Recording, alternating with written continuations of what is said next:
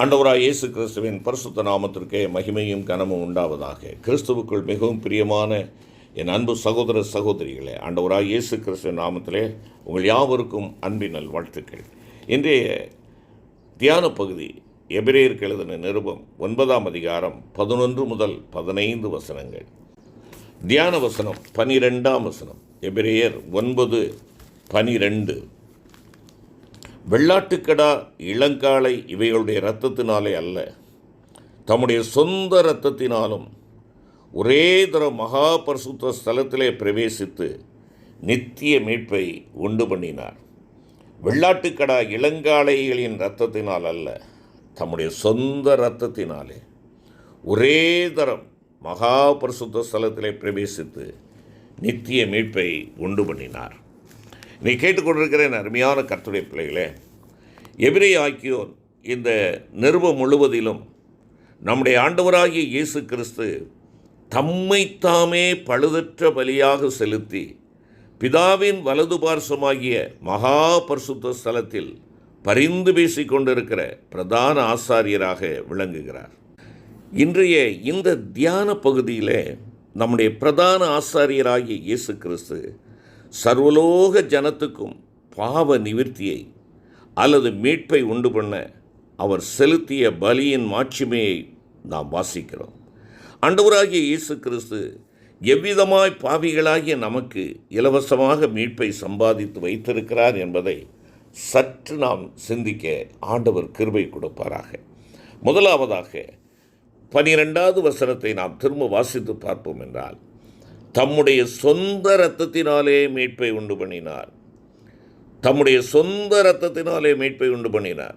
வேறு எங்கிருந்தோ மீட்பை அவர் பெறுவதற்காக வாங்கி வரவில்லை, அல்லது வேறு யாருடைய முயற்சிகளோ அல்ல.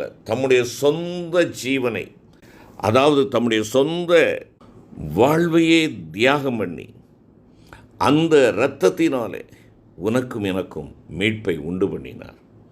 பழைய ஏற்பாட்டுகளே நாம் பார்ப்போம் என்றால் பற்பல விதமான நோக்கத்தோடு பலிகள் செலுத்தப்பட்டு வந்தன. கர்த்தரிடத்தில் பெற்ற நன்மைகளுக்கு நன்றியறிந்த காணிக்கையாக அவருடைய தயவை நாடுவதற்கு, அவரோடு ஐக்கியப்படுவதற்கு, அவரோடு உடன்படிக்கை செய்வதற்கு பலிகள் செலுத்தப்பட்டன. பரிசுத்தமுள்ள தேவனுடைய பிள்ளைகள் அசுத்தமானவைகளை தொடுகிறதினால், அவபக்தரான அந்நியரோடு பழகுகிறதினால் தெய்வத்துக்கும் தேவ ஜனத்துக்கும் இருக்கும் பரிசுத்த ஐக்கியம் கெட்டு தீட்டுப்படுகிறதினால் உண்டாகிற சடங்காச்சார அசுத்தங்களிலிருந்து சரீர சுத்திகரிப்பு உண்டு பண்ண பலிகள் செலுத்தப்பட்டன.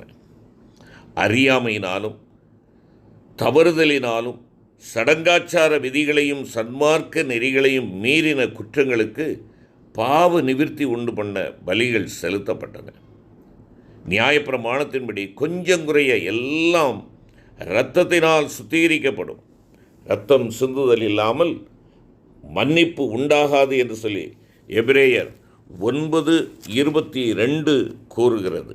நியாயப்பிரமாணத்தின்படி கொஞ்சம் குறைய எல்லாம் இரத்தத்தினாலே சுத்திகரிக்கப்படும், இரத்தம் சிந்துதல் இல்லாமல் மன்னிப்பு உண்டாகாது என்பதாக குறிப்பிடுகிறார். ஆத்துமாவிற்காக பாவ நிவிர்த்தி செய்கிறது இரத்தமே என்பதாக லேவியராகமம் 17ஆம் அதிகாரம் 11ஆம் வசனம் கூறுகிறது. அருமையான கர்த்தருடைய பிள்ளைகளே, ஆனாலும் எண்ணாகமம் 15ஆம் அதிகாரம் 30வது வசனத்திலே, எவனாவது துணிகரமாய் யாதொன்று செய்தால் அந்த ஆத்துமா தன் ஜனத்தில் இராதபடி அறுப்புண்டு போக வேண்டும் என்று வாசிக்கிறபடியால், துணிகரமாய் செய்த பாவத்திற்கு பழைய ஏற்பாட்டின் பலிகள் மூலமாய் மன்னிப்பு இல்லை என்று நீங்களும் நானும் அறிந்து கொள்ள முடியும். நம்முடைய கர்த்தராகிய இயேசு கிறிஸ்து சர்வலோக ஜனத்திற்கும் பாவ நிவிர்த்தி அல்லது மீட்பை உண்டு பண்ண தானே பலியாகி தன்னுடைய சொந்த இரத்தத்தையே சிந்துவது அவசியமாயிற்று. இரத்தம் எப்படி பாவ நிவிர்த்தியை உண்டு பண்ணக்கூடும்? நம்முடைய இரத்தத்திற்கும் கிறிஸ்துவின் இரத்தத்திற்கும் வித்தியாசம் உண்டா? இரத்தம் உயிருக்கு சமானம். இரத்தமே உயிர். உபாகமம் 12:23, லேவியராகமம் 17:11 வாசியுங்கள். கிறிஸ்துவின் இரத்தம் கிறிஸ்துவின் ஜீவனை குறிக்கிறது. அவர் நித்திய ஆவியிலே, அதாவது நித்திய தேவ தன்மையிலே தம்மை தாமே பழுதற்ற பலியாக ஒப்பு கொடுத்தார். அவர் பாவமற்ற பரிசுத்த தேவகுமாரனாயிருந்தபடியால் அவருடைய இரத்தம் அல்லது ஜீவன் விலையேற பெற்றதாயிருக்கிறது. மேலும் கிறிஸ்துவனுடைய இரத்தம் நம்முடைய மனச்சாட்சியை செத்த கிரியைகளற சுத்திகரிக்கிறது என்பதாக இந்த எபிரேயர் 9ஆம் அதிகாரம் 14ஆம் வசனம் நமக்கு கற்றுக் கொடுக்கிறது. ஆண்டவராகிய இயேசு கிறிஸ்துவின் இரத்தம் சகல பாவங்களை நீக்கி நம்மை சுத்திகரிக்கும் என்பதாக யோவான் அப்போஸ்தலர் தன்னுடைய 1ஆம் நிருபம் 1ஆம் அதிகாரம் 7வது வசனத்திலே குறிப்பிடுகிறார். அருமையான கர்த்தருடைய பிள்ளையே, ஆண்டவராகிய இயேசு கிறிஸ்துவின் விலையேறப்பட்ட இரத்தத்தினால் மீட்கப்பட்டீர்கள் என்று அறிந்திருக்கிறீர்களே. ஆகவே நமது பிரதான ஆசாரியராகிய இயேசு கிறிஸ்து நமக்காக தம்முடைய ஜீவனை கொடுத்ததினால் நமக்கு இலவசமான மீட்பை உண்டு பண்ணி இருக்கிறார். இரண்டாவதாக நாம் பார்ப்போம் என்றால், முதலாவதாக தம்முடைய சொந்த இரத்தத்தினாலே மீட்பை உண்டு பண்ணினார். இரண்டாவதாக ஒரே தரம் மகா பரிசுத்த ஸ்தலத்தில் பிரவேசித்து மீட்பை உண்டு பண்ணினார் என்று சொல்லி அதே வாக்கியம் 12 நாம் பார்க்கிறோம். பழைய ஏற்பாட்டில் பிரதான ஆசாரியன் வருஷந்தோறும் பாவ நிவிர்த்தியின் நாளில் பரிசுத்த வெண்ணுடையை தரித்து ஆசரிப்பு கூடாரத்தின் வெளிப்பிரகாரத்திலிருந்து காளை, வெள்ளாட்டுக்கடா முதலியவைகளின் இரத்தத்தை முறையே எடுத்துக்கொண்டு அக்கினியுள்ள தூபகலசத்தோடு பயபக்தியோடு பரிசுத்த ஸ்தலத்தின் வழியாய் மகா பரிசுத்த ஸ்தலத்திற்குள் சென்று கிருபாசனத்தை தூபமேகம் மூடத்தக்கதாய் தூப வர்க்கத்தை தூபகலசத்தில் போட்டு தன்னுடைய விரலினால் 7 தரம் கிருபாசனத்தின் மேல் தனக்கு, தனது குடும்பத்திற்கு, ஆசரிப்பு கூடாரத்திற்கு, இஸ்ரவேல் ஜனத்தின் பாவ நிவிர்த்தியை உண்டு பண்ண இரத்தத்தை தெளிப்பார். நம்முடைய பிரதான ஆசாரியராக ஆண்டவராய் இயேசு கிறிஸ்துவோ கைகளினால் செய்யப்பட்ட பூலோகத்திற்குரிய கூடாரத்தின் வழியாக அல்ல, வெளிப்பிரகாரமாகிய இவ்வுலகத்தில் தம்மை ஒரே தரம் பலியாக செலுத்தி தேவ தன்மையோடு மனுஷத்தன்மையின் தம்மில் சேர்த்து கொண்டு தேவ மனிதனாக பரலோகமாகிய பரிசுத்த ஸ்தலத்தின் வழியாய் பிதாவினுடைய பரிசுத்த ஸ்தலமாகிய அவருடைய வலது பார்சமாகிய மகா பரிசுத்த ஸ்தலத்தில் சென்று தாம் உண்டு பண்ணின மீட்பு சகலருக்கும் பலிதமாகும்படியாக பரிந்து பேசிக்கொண்டிருக்கிறார். ஆம் தேவ பிள்ளையே, உனக்காக பரிந்து பேசிக்கொண்டிருக்கும் ஒரு ஆண்டவர். யூத பிரதான ஆசாரியனின் பாவ நிவிர்த்தி ஒரு ஜனத்திற்காக மாத்திரமானது. நம்முடைய ஆண்டவராகிய இயேசு கிறிஸ்துவின் பரிசுத்த அந்த பிராயச்சித்த பலியோ சர்வலோக ஜனத்திற்கும் பாவ நிவிர்த்தியை உண்டு பண்ணுகிற விசேஷித்த மீட்பாயிருக்கிறது. தம்முடைய மரணம், உயிர்த்தெழுதல், பரமேறுதல் மூலமாய் பூலோகம், பாதாளம், பரலோகம் இப்பிரபஞ்சம் அனைத்தையும் தமது மீட்பின் ஆதீனத்துக்குள்ளாக்கி கொண்டார்.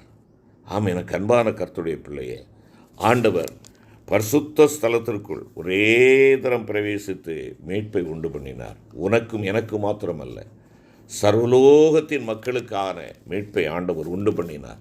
அந்த மீட்பின் ஆறு இன்றும் ஓடிக்கொண்டிருக்கிறது. அந்த இரக்கத்தின் ஊற்று இன்றும் ஓடிக்கொண்டிருக்கிறது. நீ இதுவரை அந்த மீட்பை பெற்றுக்கொள்ளவில்லை என்றால் இன்றே அவரிடமாய் திரும்ப மாட்டாயா? மூன்றாவதாக நாம் பார்க்கின்ற பொழுது அதே 12வது வசனத்திலே நித்திய மீட்பை உண்டு பண்ணினார் என்று சொல்லி பார்க்கிறோம். நித்திய மீட்பை உண்டு பண்ணினார். ஆண்டவராகிய இயேசு கிறிஸ்துவின் மீட்பு எல்லா ஜனத்திற்கும், இந்த உலகத்திற்கு மாத்திரமல்ல, எல்லா காலத்திற்கும் உரிய ஒரு நித்திய மீட்பு.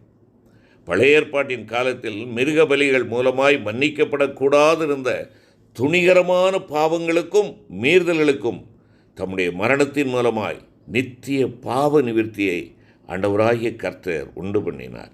15வது வசனம் அதைத்தான் சொல்லுகிறது.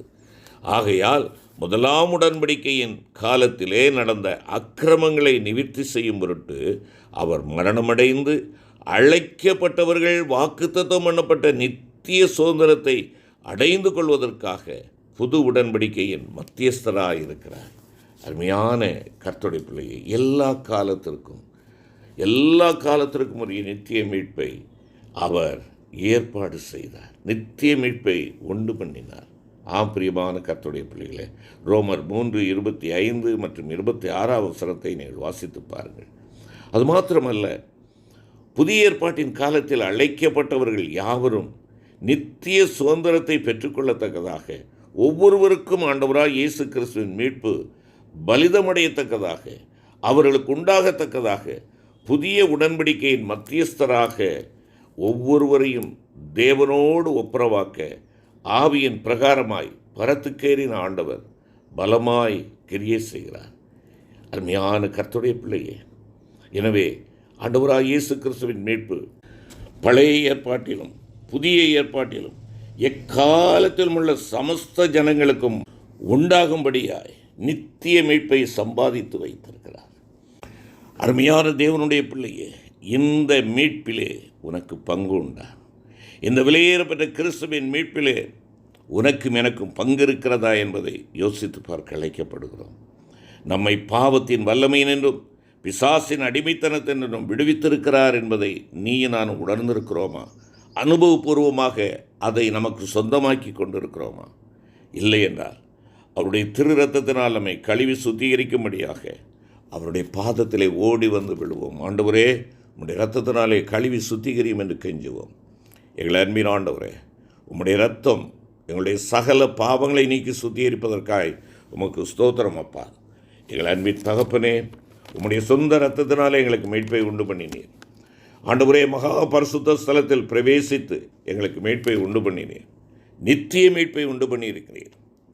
இது ஏனோ தானோவென்று நாங்கள் அறிவற்றவர்களாயிராமல் இந்த மீட்பை எங்களுக்கு சொந்தமாக்கி கொண்டவர்களாக, அந்த மீட்பின் பாதை விட்டு தடம் புரண்டு விடாதபடி நடக்க எங்களை உம்முடைய திருக்கரத்திலே கொடுக்கிறோம். கரம் பிடித்து வழி நடத்தும்.